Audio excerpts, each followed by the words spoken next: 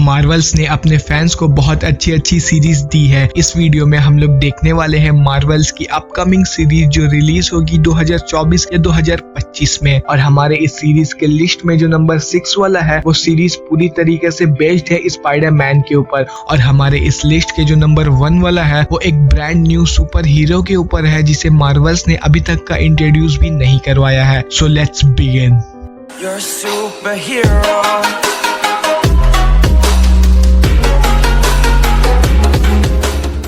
Number 12 पे है what if season 2, जिसका सीजन 1 भी फैंस को बहुत ही ज्यादा पसंद आया। इस सीरीज में हम लोग मल्टीवर्स से जुड़ी कहानियां देखते हैं जो हम लोग मेन एमसीयू के टाइमलाइन में नहीं देख सकते हैं। और ये one of the most favourite series भी है फैंस का, जो रिलीज होने वाला है 22 दिसंबर 2023 में। इस सीरीज में टोटल 9 एपिसोड होंगे और इस सीरीज में मार्वल्स एक ब्रांड न्यू सुपर हीरो जिसका नाम काहोरी है उसको भी इंट्रोड्यूस कराएगा।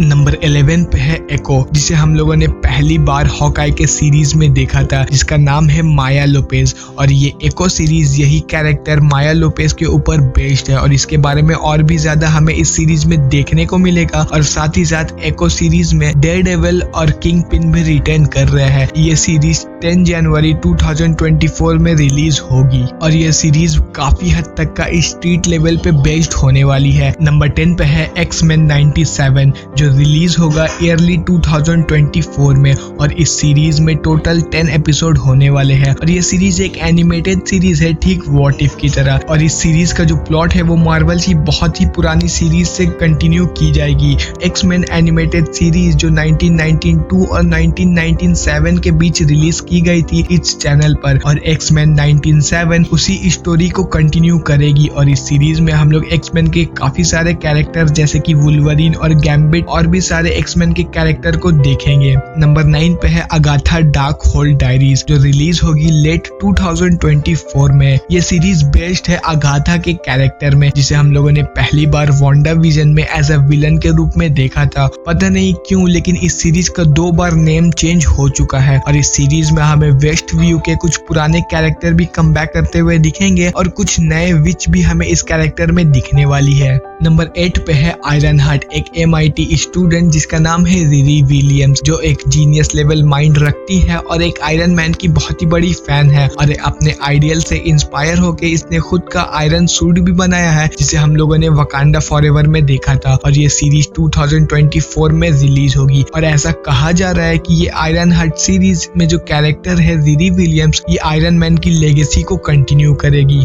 नंबर 7 पे है डेयरडेविल बॉर्न अगेन। करंटली इसकी अभी फिल्मिंग चल रही है और मोस्ट प्रोबेबली ये 2024 में ही रिलीज होगी। और इस सीरीज में टोटल 18 एपिसोड होने वाले हैं। मार्वल का पहला सीरीज है जिसमें 18 एपिसोड होंगे। ये सीरीज मैट मोडॉक के ऊपर बेस्ड है, जिसे हम लोगों ने पहली बार स्पाइडरमैन नो वे होम में एज अ लॉयर देखा था और दूसरी बार और भी अच्छी तरीके से शी हल्क सीरीज में देखा है। और इस सीरीज में मोस्ट प्रोबेबली ऐसा भी कहा जा रहा है कि पनिशर हमें दिख सकता है। नंबर 6 पे है स्पाइडरमैन फ्रेशमैन एयर्स। ये एक एनिमेटेड सीरीज है जो रिलीज होगी मोस्ट प्रोबेबली 2024 में। और साथ ही साथ इसका सेकंड सीजन भी कंफर्म कर दिया गया है। जिस तरीके से हम लोग व्हाट इफ में अल्टरनेटिव रियलिटीज को एक्सप्लोर करते थे, उसी तरीके से इस सीरीज में हम लोग अल्टरनेटिव वर्जन ऑफ स्पाइडरमैन को एक्सप्लोर करेंगे और साथ ही साथ उसकी ओरिजिन स्टोरी भी हमें देखने को मिलेगी। तो ये सीरीज स्पाइडरमैन के फैंस के लिए एक बहुत ही अच्छा गिफ्ट है। नंबर 5 पे है मार्वल ज़ॉम्बीज, जो कि एक्सपेक्टेड किया जा रहा है 2024 में या फिर ईयरली 2025 तक का तो हमें देखने को मिल जाएगा। हम लोगों ने देखा है व्हाट इफ सीजन 1 एपिसोड 5 में पूरा स्टोरी बेस्ड है मार्वल ज़ॉम्बी के ऊपर, लेकिन मार्वल इसको एक स्टेप आगे ले जाके इस मार्वल ज़ॉम्बी के ऊपर पूरा एक सीरीज ला रहा है। और इस सीरीज में हमें न्यू टाइप के भी हीरोज जैसे कि सांग-ची, येलेना बिलोवा, कमाला खान जैसी कैरेक्टर देखने को मिलेंगे। और मोस्ट प्रोबेबली ये सीरीज एनिमेटेड हो सकती है, कंफर्म तो नहीं है लेकिन ज्यादा चांस यही है कि ये सीरीज एनिमेटेड होगी। नंबर 4 पे है विजन कस्ट, जो रिलीज होगा 2024 में, जिसे हम लोगों ने पहली बार वांडा विजन में देखा था, जिसका अभी नाम एज अ व्हाइट विजन कहा जा रहा है, जो मेन कैरेक्टर विजन का रीबिल्ड वर्जन है। और ये सीरीज इसी के ऊपर बेस्ड है। मोस्ट प्रोबेबली इसके बारे में और भी ज्यादा हमें इसमें जानने को मिलेगा, किस तरीके से इसे MCU हैंडल करता है। देखने में काफी अच्छा होगा। नंबर 3 पे है वंडर मैन। अब ये पूरी तरीके से एक नया सुपर हीरो है जो कि बेस्ड है मार्वल्स कॉमिक के ऊपर। शैंग-ची के डायरेक्टर डेस्टिन डैनियल ने शैंग-ची के सक्सेस के बाद इस सीरीज को बनाने की बात की है और करंटली इस सीरीज का फिल्मिंग चल रहा था, लेकिन हॉलीवुड में स्ट्राइक के कारण इस सीरीज का शूटिंग अभी शायद बंद है और मोस्ट प्रोबेबली ये सीरीज हमें 2025 तक का देखने को मिलेगा।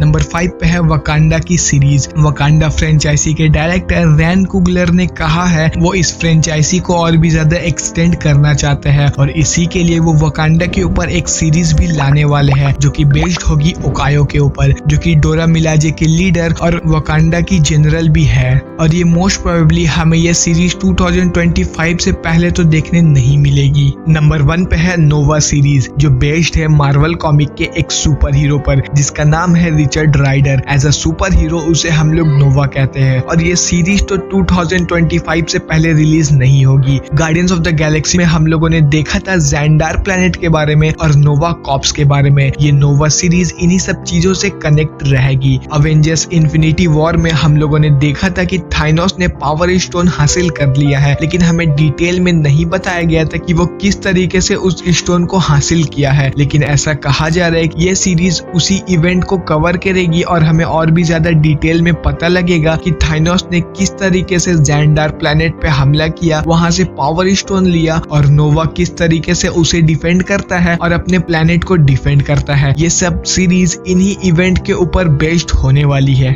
और अगर तुम लोगों को ये वीडियो पसंद आई तो यार लाइक मार दो और नहीं आई तब भी लाइक मार दो, क्योंकि फर्क नहीं पड़ता। सही बता रहा हूँ, फर्क नहीं पड़ता, बस लाइक मार दो। और अगर तुम लोग नए हो तो सब्सक्राइब करो। वो जो लाल वाला बटन है उस पर कुछ भी फेंक के मारो, ये माइक फेंक के मारो, ये कैमरा फेंक के मारो। मैंने उल्टा बोल दिया लेकिन मुझे फर्क नहीं पड़ता है, बस सब्सक्राइब करो, मुझे नहीं पता।